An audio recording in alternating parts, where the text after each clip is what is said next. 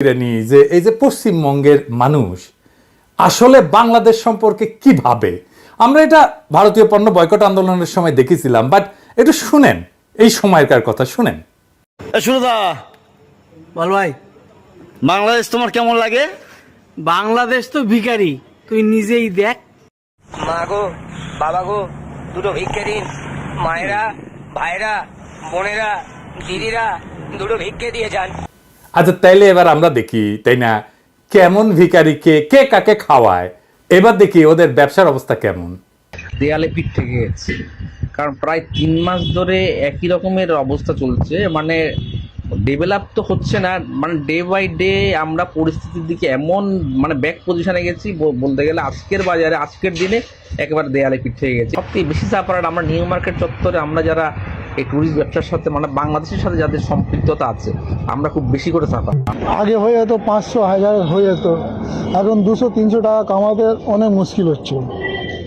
আমরা চাই ওদের 5 দিন ভিসা দিন, তোরা আসবে তো আমরা খেতে পারবো, ওদের জন্য আমরা খেতে পারছি না ভালো। बांग्लादेश से आ रहा नहीं है तो थोड़ा हम लोग को परेशानी हो रहा है, पर हम लोग का भी रिक्शा वाले लोग का थोड़ा हो जाता, दाल रोटी चलता ही वो लोग आता है, तो इस वजह से वो लोग नहीं आ रहा, तो अभी हम लोग को भी दाल रोटी। তো অবস্থা তো খুবই খারাপ, ঠিক আছে। যেটা আগে চলছিল এই এরিয়াটা আপনি মনে করেন মার্কো স্ট্রিট, সদর স্ট্রিট, আর আপনার যে এরিয়াটা আছে এই সবাই বাংলাদেশি উপরে ডিপেন্ড করে। কিন্তু এখন আপনি দেখতে পাচ্ছেন এদিকে মানে হোটেলে দেখুন, তারপরে কাপড়ে যেটা দোকান আছে, খাবারের দোকান যেটা আছে, সবাই মানে একটু অবস্থা খারাপ আছে। এটা আপনার টোটালি মানে বাংলাদেশি উপরে ডিপেন্ড করছে, তাহলে একটু অবস্থা খারাপ আছে, এই জন্য বাংলাদেশি না আছে। ব্যবসা ক্ষতি হচ্ছে 70-80%, 70-80% ক্ষতি হচ্ছে গত 4 মাস থেকে। তখন থেকে এখানে সমস্যা, এখানে একদম কাজ নেই। প্রত্যেক দোকান, হোটেল, যে খাবার দাবার দোকান আছে, সব বলবৎ ক্ষতি হয়ে গেছে। সমস্যা তো অনেক আছে। আমাদের যতগুলো রুম আছে 90% তো ইনভ্যালিড, মতলব ভেকেন্ট নেই, খালি আছে। 10% out of 100%, only 10% we are providing the business. আর এটা দেখেন কি অবস্থা, ওদের হোটেলগুলোর অবস্থা কি সেটা দেখেন। তো মানে মার্কেট স্ট্রিটের ব্যবসাও একদম বসে পুরো গেছে। ব্যবসা শেষ, পুরো শেষ। মার্কেট স্ট্রিটে যত ব্যবসা সব শেষ। হোটেল বলেন, ট্রাভেলস বলেন, এই রোডে চলার রাস্তার জায়গা পাওয়া যায় না। এখন দেখছেন পুরো ফাঁকা, মানে একটা লোক দেখা যাচ্ছে না। এর থেকে আরো বেলা হবে, দেখবেন এখন তো একটা দুটো বাস আছে, কিছু বাস আছে, লোক আছে, তারপরে আরো কিছু দেখা যাবে না। সন্ধ্যাবেলা একবার এসে দেখেন মনে হচ্ছে একদম শুনশান, একদম মানে কবরস্থান হয়ে গেছে। তো বাংলাদেশ থেকে কত লোকজন আসছে তাও এখন মানে ধরে নিন 10%, মানে 10% যদি আসছে তো আসছে, তাও নাই। তাও যে মানে ভিসাগুলো বাজা আছে, মানে এই তো লাস্ট এই ডিসেম্বর মনে হচ্ছে সব শেষ হয়ে যাবে। গিনা চুনা কিছু আছে। মানে এই পরিস্থিতি ঠিক না হলে আপনাদের খুব সমস্যা। সব খালি আমাদের নেই, আমাদের এই পুরো এরিয়া, পুরো মার্কেট, তবে পুরো এরিয়া এখানে নিয়ে বড় টোটাল এর মধ্যেই চলে, টোটাল ব্যবসা শেষ ना सभी का मतलब नुकसान है। यहाँ समझिए बिजनेसमैन का लेकर के डॉक्टर लोगों का भी जो है सभी का नुकसान है, क्योंकि यहाँ जब बांग्लादेशी लोग नहीं आएंगे तो ट्रीटमेंट के लिए मोस्टली लोग आते हैं यहाँ पे। हाँ, अगर नहीं यहाँ पे ट्रीटमेंट होगा, नहीं डॉक्टर लोग देखेंगे, तो फिर क्या है, उन लोगों को भी तो नुकसान है। तो सबको सोचना है, समझना है इस चीज़ को लेकर के। समझे नहीं, बहुत ज़रूरी है सबको समझ करके चलना है, क्योंकि इससे जो है बहुत लोगों का अपना ज़िंदगी चल रहा है, सबका घर चल रहा है। समझे ना, यही सब बात है। পার্টি পলিটিক্স वाले को सबसे ज्यादा ये सब चीज के ऊपर ध्यान देना चाहिए। কি অবস্থা এখানে? এখন ব্যবসা অনেক অবস্থা খারাপ। বাংলাদেশে ইন্ডিয়ানে এই যে ঝামেলা সৃষ্টি, এদের মধ্যে নিজেদের মধ্যে যদি কিছু মেনে নিতে পারতো অনেক ভালো হয়, সবারই একটা সুবিধা হয়। সবাই তো লস হচ্ছে, দুপক্ষ সরকারই তো লস, এই পক্ষ সরকার লস, ওই পক্ষ সরকার লস। তো এগুলোর মধ্যে নিজেদের মধ্যে ফাইসলা করলে সব থেকে ভালো। আমরা চাই এটা বাংলাদেশে বলছি এবং ইন্ডিয়ান সবাইকে বলছি, যেন নিজের মধ্যে সব মেনে নিতে পারে। এইটুকুনি বলবো, আর কি বলবো। এমনি তো ব্যবসা পজিশন খারাপ, খুব সবাই খারাপ। যার ভিসা বাকি আছে তেই আসছে, যার ভিসা নেই ওরা ভিসা পাচ্ছে না। এর জন্য হোটেল এখানে ম্যাক্সিমাম বিজনেস বাংলাদেশি, 190% বিজনেস বাংলাদেশির জন্য চলছে। আমরা হোটেলগুলো আছে, রেস্টুরেন্ট আছে, ক্যাব আছে। ও না আসলে তো মার্কো স্ট্রিট ফাঁকা। মার্কো স্ট্রিট তো মোস্ট এক্সপেন্সিভ জায়গা। এই যে পুরো এরিয়ার মধ্যে হোটেল আছে, মেন রেস্টুরেন্ট আর হোটেল। তারপরে আমরা ক্যাব ড্রাইভার, ক্যাবের জন্য সমস্যা তো হবেই হবে। এই জন্য ব্যবসা চলছে না। ব্যবসা তো অটোমেটিকলি না আসলে কি করে চলবে। জয় বাংলা হয়ে গেছে ওদের ব্যবসা। আমি ভারতীয় পণ্য বয়কট আন্দোলনের টাইমে পশ্চিমবঙ্গবাসীদের সতর্ক করেছিলাম। দেখেন আমি পড়তেছি, পুরাটা না, শেষ অংশ আমি সময় লিখেছিলাম। এটা লিখেছিলাম তখন যখন আমাদের ভারতীয় পণ্য বয়কটের বিরুদ্ধে পশ্চিমবাংলার একাংশ কোমর বাইন্দা নামিছিল। আমি কইছিলাম যে বাংলাদেশের পশ্চিমবঙ্গকে দরকার নাই, পশ্চিমবঙ্গের বাংলাদেশকে দরকার আছে। একমাত্র বাংলাদেশ পারে আপনাদের অর্থনৈতিক দুরবস্থা দূর করতে, ভারতের দরিদ্র রাজ্যের তকমা দূর করতে। নিজের ভালো নাকি পাগলেও বোঝে, তো আপনারা বুঝতেছেন না কেন? আমি তখন কইছিলাম, আমি কয়ে রাখলাম, কারণ ভবিষ্যৎ দেখবে আমরা অন্তত জনগণের সাথে বিবাদে জড়ানোর বিষয়ে সতর্ক ছিলাম। আমি আবারও বলতেছি, আমাদের থামাইতে পারবেন না, কোনোভাবে চেষ্টা করে থামাইতে পারবেন না, দমাইতে পারবেন না, বৃথা চেষ্টা কইলেন না। আর ঘৃণার চাষাবাদ করতে চাইলে স্বাগতম, ওইটাও আমাদের চাইতে ভালো পারবেন না। চয়েস আপনার, বাইসা নেন। একটা সুস্থ স্বাভাবিক নাগরিকের সাথে নাগরিকের সম্পর্ক, নাকি চিরস্থায়ী ঘৃণা আর শত্রুতার সম্পর্ক? আমাদেরকে কি দৃষ্টিতে দেখে আপনি দেখেন? আমরা নাকি ভিখারি? বেটা, তোদের পার ক্যাপিটা আয় কোন জায়গায় জানিস তোরা? যাই হোক, ভারত শোনে নাই আমার সেই সতর্কবার্তা, এখনো এই কাম চালায় যাইতেছে। কিভাবে বাংলাদেশ থেকে যাওয়া মানুষজনকে ফুসলায়, উল্টাপাল্টা বুঝায়, বাংলাদেশের বিরুদ্ধে কথা বলাইতেছে। দেখেন, শুনেন। নড়াইল জেলায় থাকি, আমার নাম কুকুরানি বিশ্বাস। আমাদের পুজো অর্চনা করার কায়দা নেই, উলুধ্বনি দেওয়ার কায়দা নেই, শঙ্খ বাজানোর কায়দা নেই, ঢাক ঢোল বাজানোর সঙ্গে সঙ্গে আসিয়ে প্রতিবাদ বলে যে বন্ধ করো। এখানে এরকম কোনো জিনিস ঘটেনি, এবং আমার এই গ্রামে মনে হয় 500 ঘর মুসলমান আছে, আর আমরা মাত্র 30 ঘর আছি।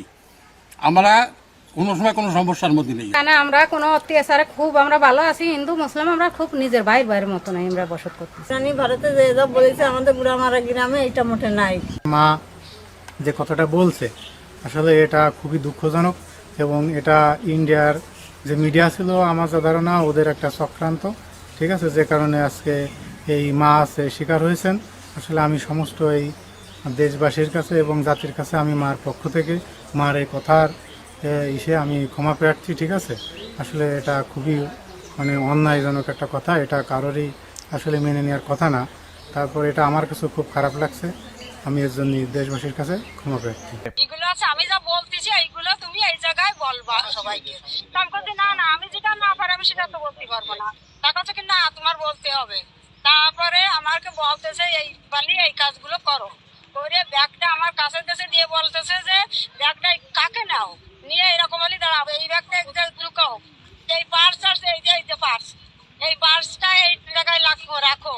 আর চারিপাশে পুলিশ টুলিশ রয়েছে, তারপরে সাংবাদিকরা রয়েছে, একদম আমার সামনে মুখের পরে দিয়ে সমস্ত মিছে কথা বানায় আমাকে বলতেছে এইগুলো তো বলতে হবে। পাশে এইরকম পাশে সবাই এরকম পাশে রয়েছে, এই পাশে রয়েছে, এই পাশে রয়েছে, আর ওই ভয় দেখাচ্ছে আর বলতেছে কি যে এই কথাগুলো বলো, এই কথাগুলো বলো। আমি কাছে কি না আমার যে সমস্ত যা কোনোদিন হয়নি তা আমি বলতে পারবো না, তাই বলে বলতেছে কি না তুমি এই কথাগুলো বলো, মাসিমা তুমি এই কথাগুলো বলো, আমাকে বারবার এইগুলো বলতেছে।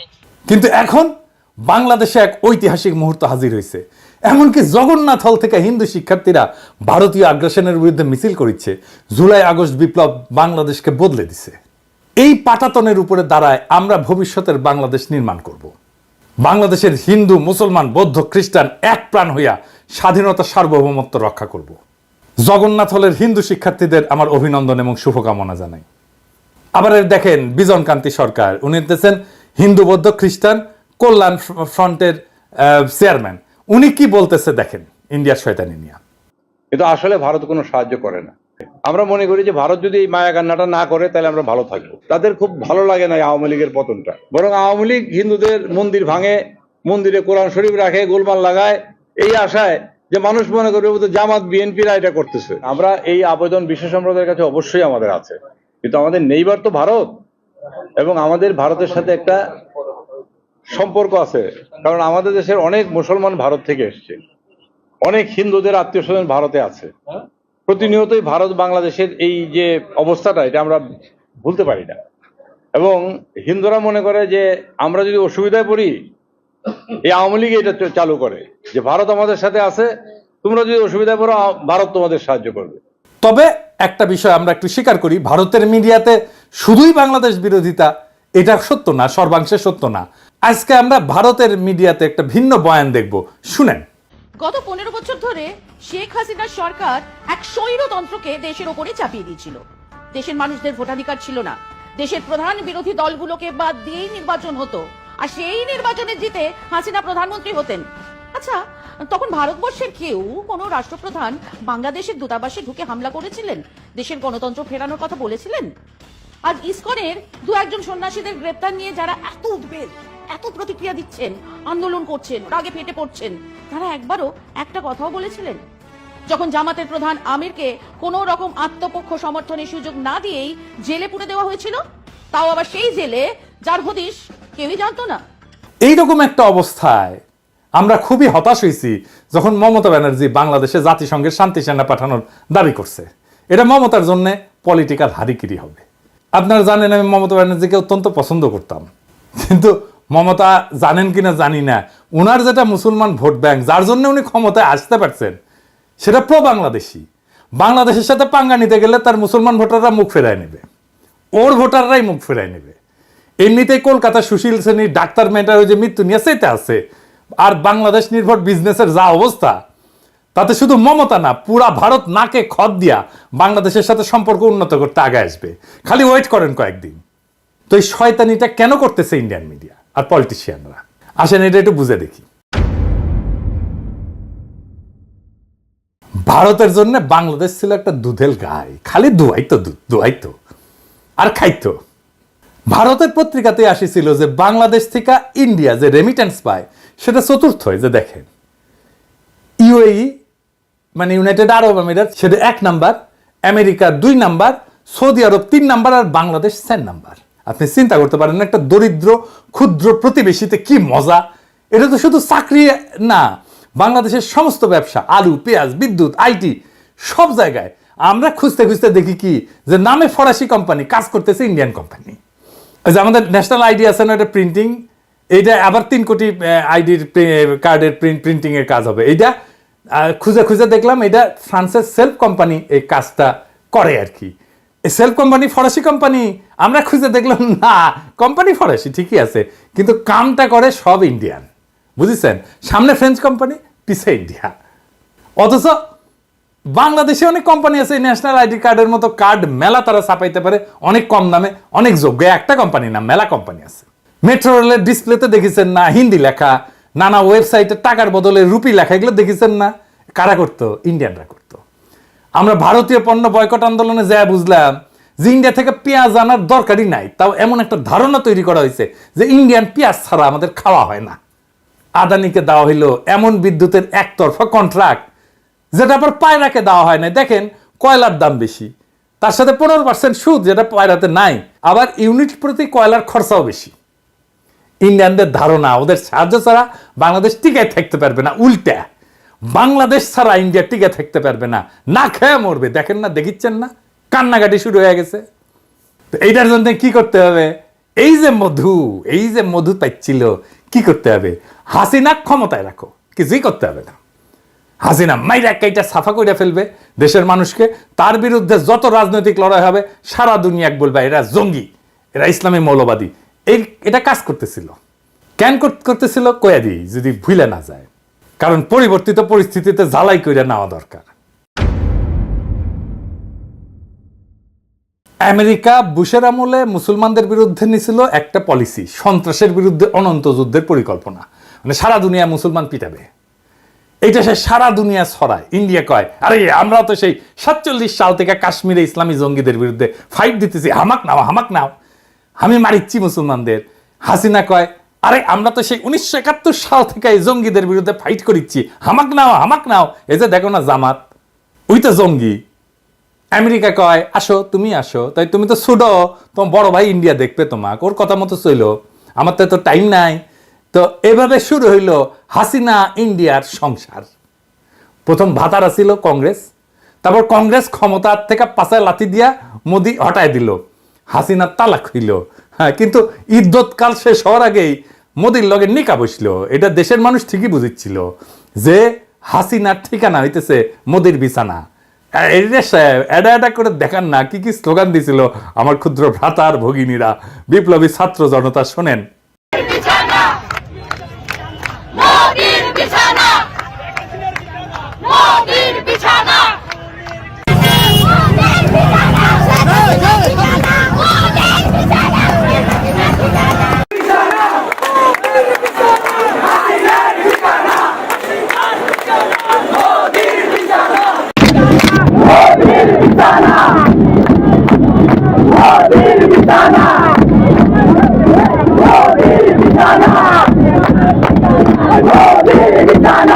এই যে বাংলাদেশকে লুইটে নেওয়ার সুযোগ, হাসিনার পতনে হাতছাড়া হয়ে যাওয়ার সম্ভাবনায় তারা উন্মাদ হয়ে গেছে। আমি কিন্তু কইতেছি সম্ভাবনা, এখনো হাতছাড়া হয়নি। তারা জানে হাসিনা বা হাসিনার দলকে ফিরাইতে পারবে না ক্ষমতায়। তাহলে তারা কি চায় এটা বুঝলে আপনি ভারতের পুরো স্ট্র্যাটেজি বুঝবেন। কি সেটা? আসেন সেটা দেখি।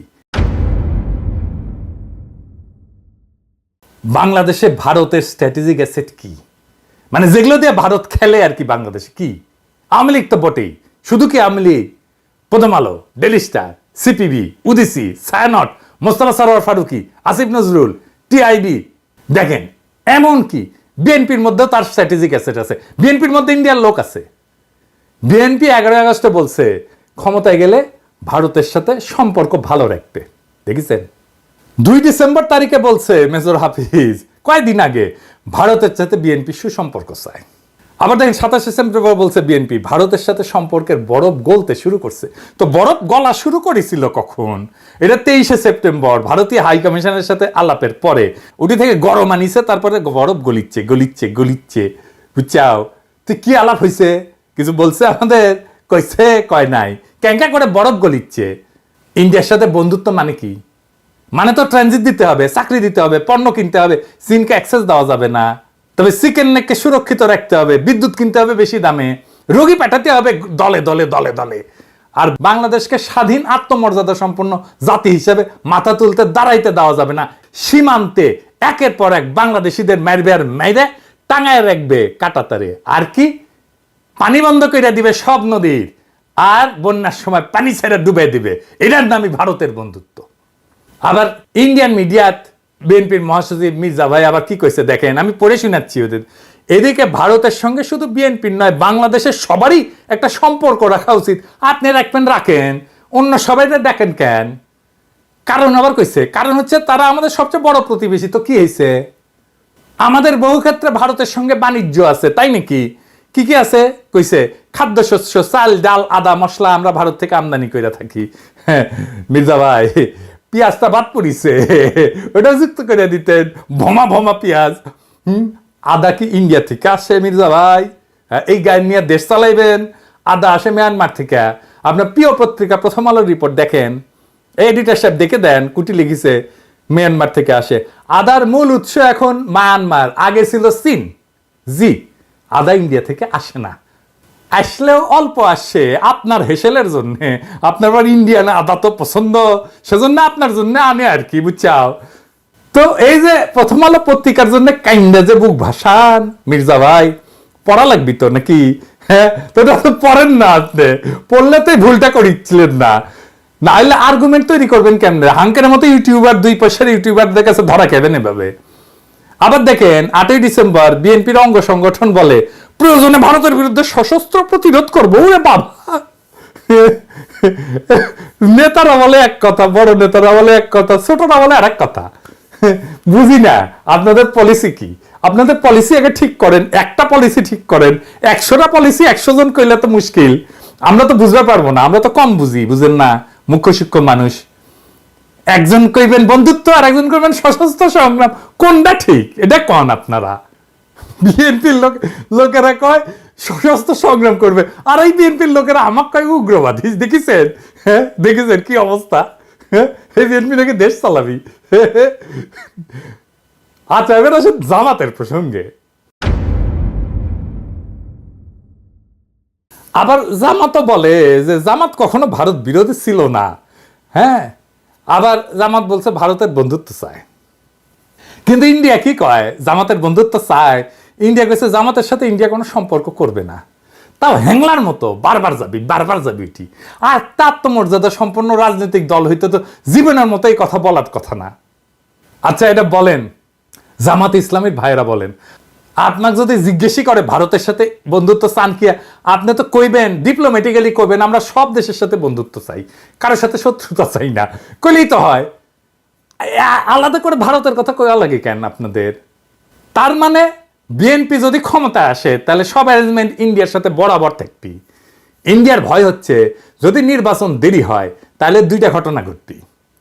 রাষ্ট্রীয় প্রতিষ্ঠানগুলোতে সংস্কার হবে, কিছুটা শক্তিশালী হবে, প্রতিষ্ঠানগুলোতে শক্তিশালী হবে। বিএনপি কলে দ্রুত জনপ্রিয়তা হারিতেছে, বিভিন্ন জায়গায় যা দখল টকল হচ্ছে না, এগুলা কিন্তু বিএনপির কোনো প্রেস্টিজ থাকিচ্ছে না। এটা বিএনপির নেতারা জানে কিনা জানি না, কয়া রাখলাম, আগে থেকে সতর্ক করে দিলাম, দ্রুত অজনপ্রিয় হইতেছে। তারপরে শিক্ষা প্রতিষ্ঠানগুলোতে আপনাদের তো ছাত্র দলের কোনো পজিশন নাই। আওয়ামী লীগের প্রস্থানে যে রাজনৈতিক শূন্যতা তৈরি হয়েছে, সেই স্থানে যদি নতুন কোন রাজনৈতিক শক্তি দখল করে নেয় তাহলে তো ইন্ডিয়ার সারা। কারণ ইন্ডিয়া জানে নতুন রাজনৈতিক শক্তি প্রবল ইন্ডিয়া বিরোধী হবে, তাই তার কাজ হচ্ছে প্রফেসর ইউনূসকে এই প্রচারণা দিয়া, হিন্দু নির্যাতন অমুক তমুক দিয়া তার ব্যস্ত করে ভয় পাওয়া দেওয়া, যেন উনি তাড়াতাড়ি নির্বাচন দিয়া চলে যান। আর এটা কাজ হইতেছে কলে। প্রফেসর ইউনূসের শিক্ষা উপদেষ্টা কইছে 1 বছরের মধ্যে নির্বাচন হবে।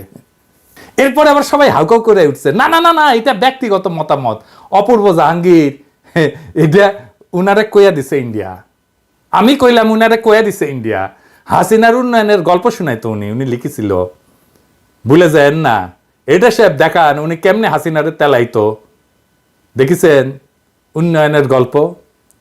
এগুলো কাইনে তো বানাইছেন সব উপদেষ্টা, সব সফট বাকশালী করে উপদেষ্টা বানাইছেন আপনারা। দ্রুত নির্বাচন না হইলে, নতুন রাজনৈতিক শক্তি উত্থিত হইলে বাংলাদেশে ভারতীয় সমস্ত ইন্টারেস্ট জয় বাংলা হয়ে যাবে। এইটা ইন্ডিয়া সর্বশক্তি দিয়ে বাধা দেওয়ার চেষ্টা করতেছে। সে চাইতেছে দ্রুত নির্বাচন। এইটাই এত ভারতীয় ক্যাম্পেইনের মূলে, আর কিচ্ছু না। নির্বাচনের ঘোষণা আসবে, ভারতীয় সব ক্যাম্পেইন থেমে যাবে, আপনি লিখে নিন। এইবার প্রফেসর ইউনূসকে কই, এই যে ডিসইনফরমেশন ক্যাম্পেইন মেটার সাথে বসছেন দেখলাম, এটা থেকে আপনার সরকারকে যারা রক্ষা করতে পারতো তারা তো নিষ্ক্রিয় হয়ে গেছে। 2 মাসে সিচুয়েশন পাল্টায় দেওয়া যায়। দেশের মানুষ জানে বন্দুকের গুল্লি মিস হইতে পারে, এই বান্দার পরিকল্পনা মিস হবে না। অনেক পরিকল্পনা দিচ্ছে, আপনার চোখে পড়ছে কিনা জানি না, কিন্তু এই মিডিয়া ক্যাম্পেইন ইউটিউবে এপিসোড কইরা বলার বিষয় না, অন্যগুলো ইউটিউবে এপিসোড কইরা কইছি। বলে দিলে তো ইন্ডিয়া পদ্ধতি পাল্টায় দেবে, তাই না? তাই এটা শুধু আপনারে কইতে হবে, আপনারে চাইতে হবে সাহায্য। আমরা বাহিনী নিয়ে ঝাঁপায় পড়ব। আমি আবারও বলি, আপনি এবং একমাত্র আপনি চাইলেই সাহায্য করব। বান্দা হাজির থাকবে। বিপ্লব করছি, যেটুকুই ভূমিকার থাকুক করছি তো, রাখছি তো, অল্প হোক কম হোক বেশি হোক। বেগার খাটছি অনেক, অনেক কিছু স্যাক্রিফাইস করে এই কাজগুলো করি। তার খাটবো না তো বেগার, কারণ আপনার সরকার চরমভাবে বিপ্লবের শক্তিকে উপেক্ষা করছেন।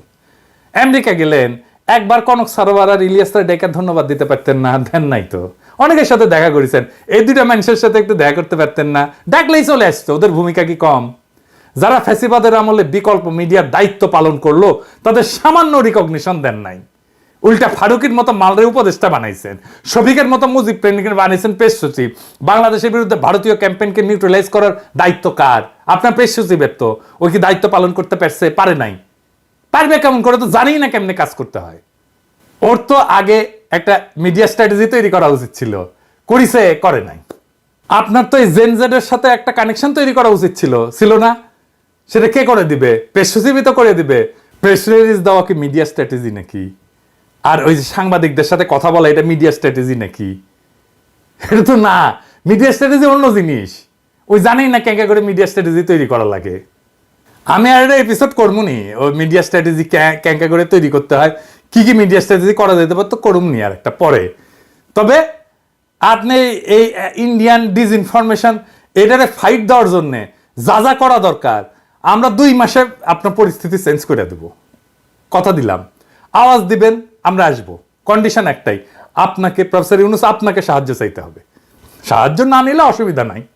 জাতি জানলো আমরা তৈরি ছিলাম, নিজের কাছেও পরিষ্কার থাকবো। আমরা আমাদের কর্তব্য বিস্তৃত হই নাই।